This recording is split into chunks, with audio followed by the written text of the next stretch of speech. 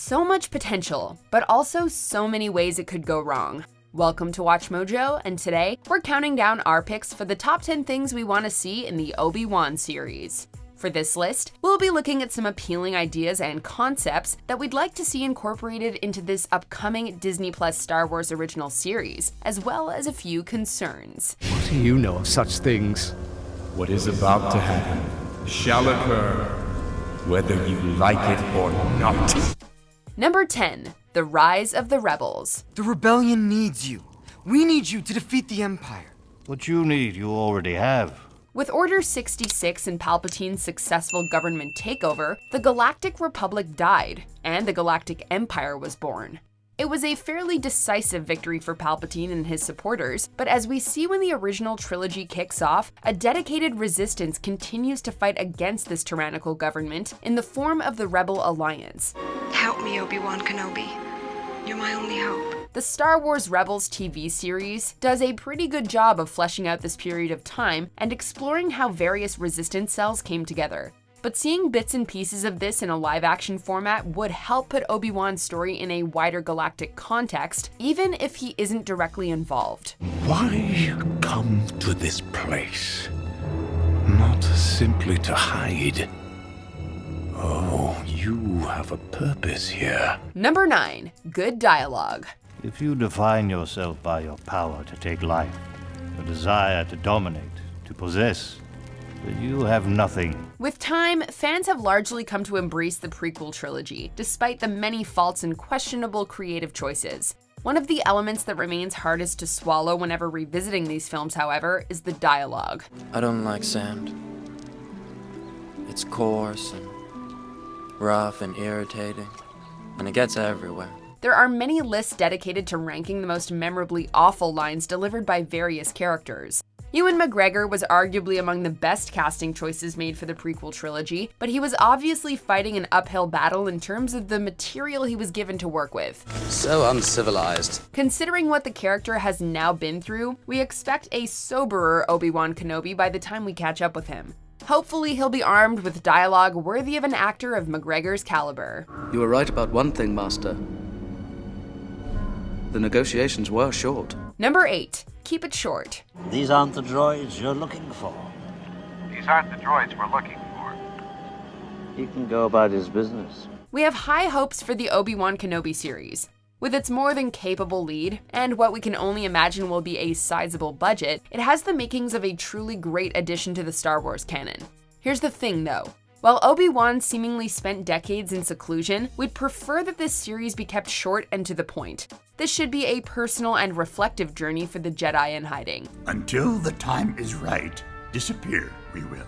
Dragging it out with multiple seasons, which is tempting should it prove a hit, feels like it would be a disservice to the character and the logic of the universe. In an ideal world, this will be a mini-series with a satisfying and definite conclusion. Oh, he's not dead. Not yet. Number 7. Reflections on failing Anakin. His cells have the highest concentration of midichlorians I have seen in a life form. If you'll recall, the Jedi Council was very resistant to the idea of Quigon Jinn taking on Anakin Skywalker as an apprentice due to the boy's age. Jedi begin training when they're very young to avoid worldly attachment. Fear is the path to the dark side. Fear leads to anger. Anger leads to hate. Hate leads to suffering. Qui-Gon was insistent, however, and when he passed on, his dying concern was that Obi-Wan train Anakin. Promise me you will train the boy. That's a lot of pressure. And considering the atrocities that Anakin would go on to commit after his fall to the dark side, we can only imagine that the fate of his apprentice weighs heavily on Obi-Wan's mind. We'd like to see this reflection play a significant role in Obi-Wan's personal journey. You were my brother, Anakin! I loved you! Number 6. Well-executed flashbacks. And in time, a new hope will emerge. May the Force be with you. Always.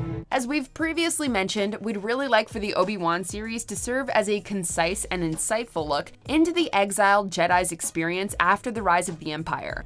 With that being said, we think that a great way to tie this story into the larger universe, as well as add some action, would be for the series to employ flashbacks. This narrative technique can feel cheap or downright irritating if handled in a clumsy manner. but if done right, it could provide deeper insight into the pivotal moments in Obi-Wan's life than we've ever seen before. His life in exile is surely one of contemplation. Here's hoping we get a front row seat inside his mind. You're in the wrong place, Ezra Bridger. Master? Master Kenobi? Number 5. Showing him keeping tabs on Luke. And what of the boy? To Tatooine. Do his family send him? How's a middle-aged Jedi living in isolation and trying to avoid detection by the Galactic Empire supposed to fill his days? We're guessing a lot of meditation. In your solitude on Tatooine. Training I have for you. But the whole reason that Obi-Wan settled on Tatooine was to keep an eye on Anakin Skywalker's young son Luke. Given that we see these two meet for the first time in A New Hope, they can't interact, but Obi-Wan could interact with the Lars family. What we'd most like to see is Obi-Wan serving as Luke's guardian angel, saving him from youthful perils as the boy explores Tatooine without ever even realizing that Obi-Wan is watching over him or intervening. This has actually been explored in the comics, and we think that it could work quite well on screen. I will take the child and watch over him. Number 4. Keep it on Tatooine. This kind of goes hand in hand with the earlier argument for keeping it short. If Obi-Wan starts jetting around the galaxy or goes on an endless slew of grand adventures, keeping himself and Luke hidden from the Empire begins to feel too far-fetched. Dad! No! Boba, get on board!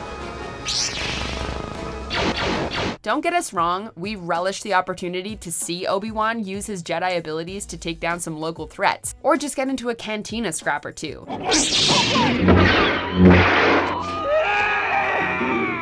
But anything bigger than that, especially off-planet, feels like it's prioritizing spectacle over realistic world building. Plus, the prequel trilogy gave us plenty of Obi-Wan action. What we really want from this is a character-driven story. What the blazes is he doing there? I told him to stay on Naboo. Number 3. No Darth Maul. Or at least a very well-handled Maul. We meet again, Kenobi. Welcome to my world. Before his time was cut short, this Sith apprentice was easily among the coolest aspects of the prequel trilogy. Thankfully, the fan-favorite character got a second lease on life in the Clone Wars animated series. The chains are the easy part. It's what goes on in here that's hard. Over the course of multiple seasons, Maul's potential as a character was fully realized. Then, in Star Wars Rebels, he finally met his fate at the hands of an aging Obi-Wan Kenobi. His story has been told and told well. Sure, a part of us wishes that a final confrontation had been saved for this series, but to recreate it feels cheap. One man couldn't have done this alone. If, however, the showrunners can find an organic way to fit him into the story that doesn't feel redundant or contradictory, maybe taking into account that he might be indirectly involved as head of the crime organization Crimson Dawn, as we saw in Solo: A Star Wars Story, we're all for it. You should have chosen the dark side, Master Jedi. Your emotions betray you. Number 2. Darth Vader.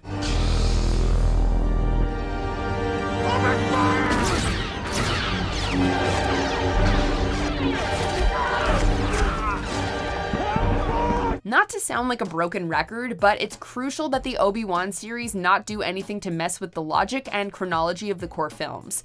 As such, a confrontation between Vader and Obi-Wan feels like a non-starter. I find your lack of faith disturbing.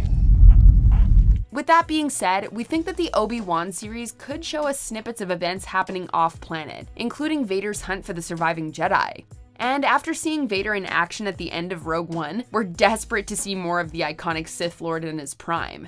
His animated appearances in Star Wars Rebels are all well and good, but there's nothing quite like seeing him tear through Rebels in a live-action medium.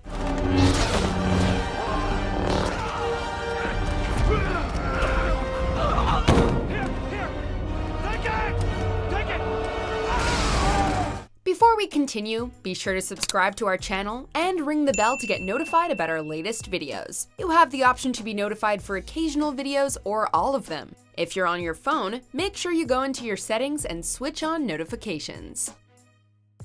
Number 1. Quigon Jinn as a Force Ghost. Are we in danger?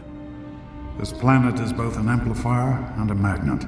Though it's rare and extremely challenging, light side Force users can keep their consciousness alive after the death of their body, surviving as a Force spirit. At the time of his death, Qui-Gon Jinn had been in the process of learning this unique Force ability, but given that his training was incomplete, he was seemingly only able to manifest as a voice, rather than take a physical form like Obi-Wan and Yoda later do with Luke. It is I, Qui-Gon Jinn. That cannot be.